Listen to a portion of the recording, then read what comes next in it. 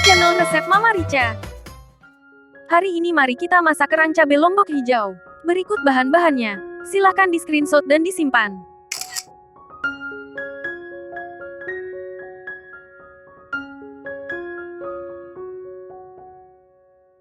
Sekarang kita bersihkan kerang hijau terlebih dahulu, agar tidak ada pasir dan kotoran yang menempel di kulit kerangnya. Kalian bisa cuci bilas bersih di air mengalir. Dan jika masih ada kotoran yang menempel, sikat sebentar kulitnya sampai bersih. Kemudian rendam di air garam selama 30 menit. Tujuannya adalah untuk mengeluarkan pasir-pasir yang ada di dalam kerangnya, agar tidak ikut termakan nantinya. Setelah 30 menit, cuci bilas sekali lagi di air mengalir sampai kerang benar-benar bersih. Dan jika ada kerang yang sudah tidak hidup, sebaiknya segera dibuang dan dipisahkan saja. Setelahnya rebus kerang hijau di dalam air mendidih. Cukup sampai kerang terbuka saja. Jangan rebus lama-lama. Setelah cangkang kerang terbuka langsung angkat dan tiriskan. Lalu kupas cangkang kerang hijau, dan bersihkan kotoran di bagian dalamnya, serta cuci sampai bersih di air mengalir sampai airnya tampak bening. Kemudian rebus kerang dengan 2 lembar daun salam dan seruas jahe geprek sampai mendidih. Setelah itu langsung tiriskan dan buang airnya. Kerang hijau pun siap untuk dimasak dan diolah menjadi masakan apa saja yang kalian sukai di rumah. Sekarang mari kita siapkan bumbu. Dan semua bahan yang perlu diiris dan dipotong menjadi beberapa bagian seperti tomat dan cabai hijau. Jangan lupa juga untuk mengiris bawang merah, bawang bombay, bawang putih, dan sekalian juga geprek jahe dan lengkuasnya. Siapkan dan cuci bersih pete yang sudah dikupas, daun jeruk, daun salam, serta siapkan bumbu saus serta semua sisa bahan yang ada. Selanjutnya, potong tempe menjadi beberapa bagian kecil, ukurannya sesuai selera saja. Lalu goreng tempe sampai matang dan kecoklatan.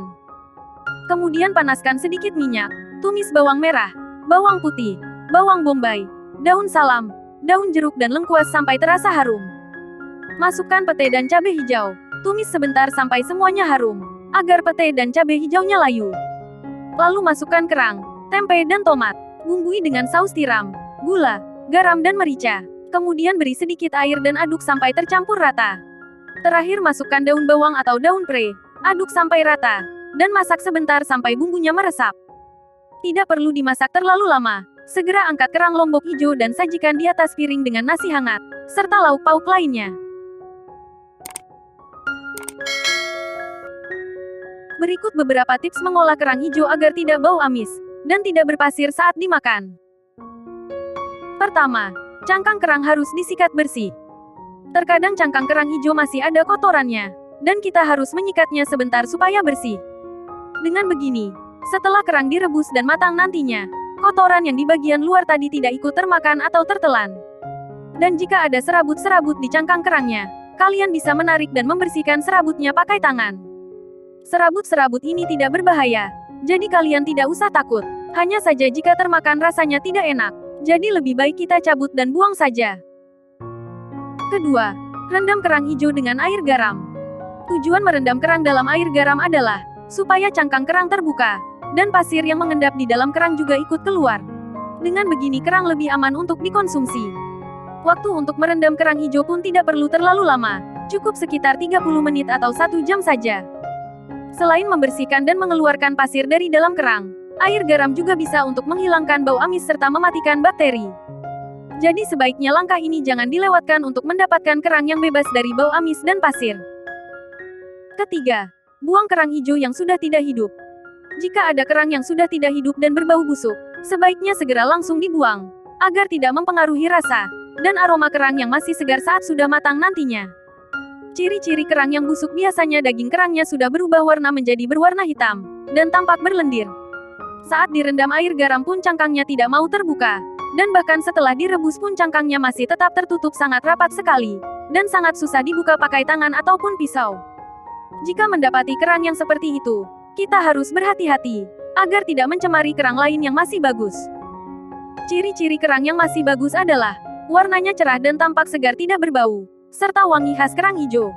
Cangkangnya pun berwarna hijau cerah, daging kerangnya terasa kenyal, tidak berlendir, dan yang paling penting setelah direbus matang nantinya, cangkang akan terbuka dengan sendirinya tanpa perlu dipaksa.